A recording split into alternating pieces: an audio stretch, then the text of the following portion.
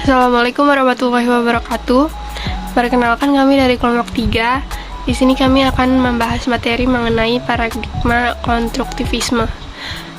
Pertama-tama, kami akan memperkenalkan diri kami sendiri. Nama saya Devita Pratiwi. Perkenalkan, nama saya Anissa Humaira. Saya Nabila Agustina. Slide pertama akan dibacakan oleh Nabila Agustina.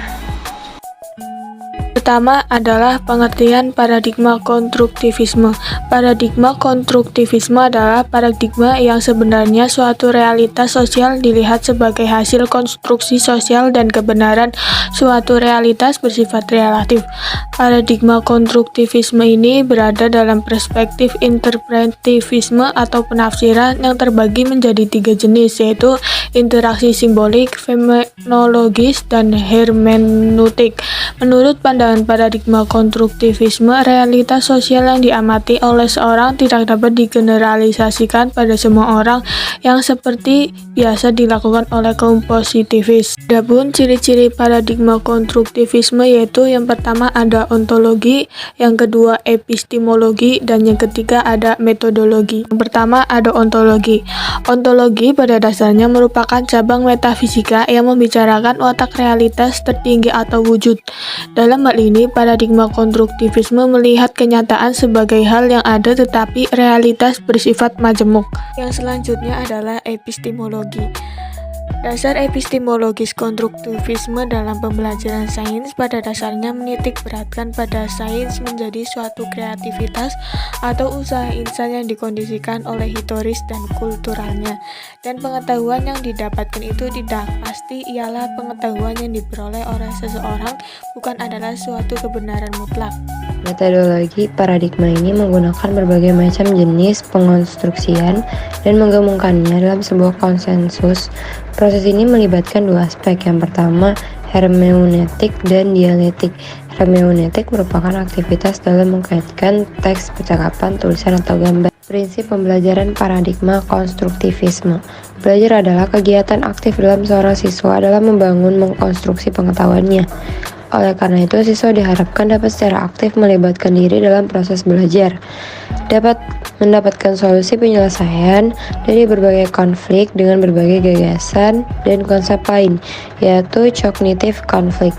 Belajar adalah merupakan aktivitas pencarian penemuan makna yang didapati dari berbagai upaya mengonstruk beberapa gagasan dan melakukan berbagai langkah eksploratif yang dengannya seorang siswa dapat memperkuat pemahamannya terhadap konsep gagasan yang diterimanya.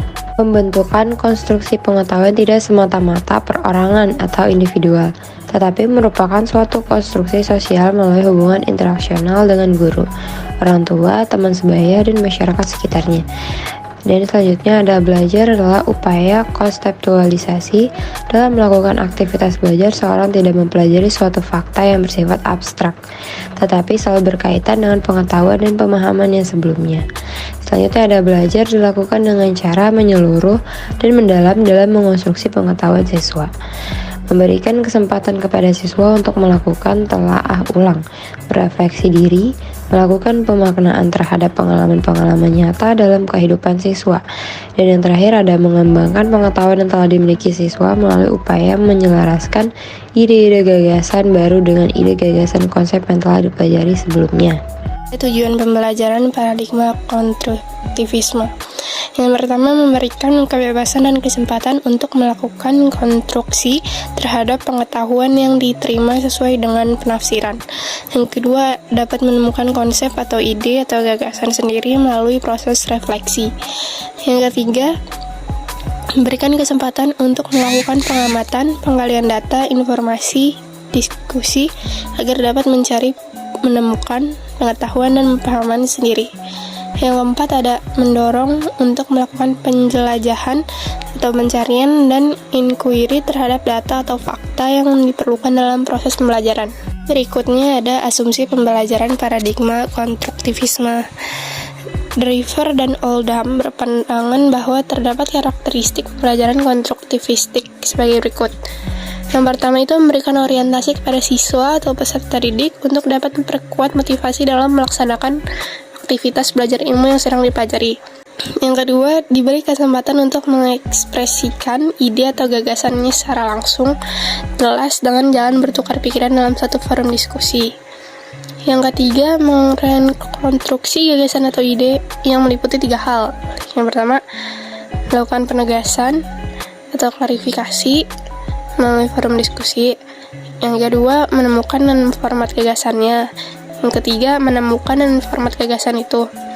Yang keempat, menguji dan mengevaluasi gagasan baru yang didapatkan melalui pengumpulan informasi baru dengan memperhatikan berbagai aspek pengkaji ulang tersebut. Lalu asumsi yang terakhir ada perumusan gagasan baru itu harus diterapkan dalam berbagai kondisi yang muncul, yang memungkinkan pengetahuan atau pemahaman siswa akan semakin sempurna dan bahkan semakin detail. Sekian presentasi dari kami, mohon maaf bila ada salah kata. Assalamualaikum warahmatullahi wabarakatuh.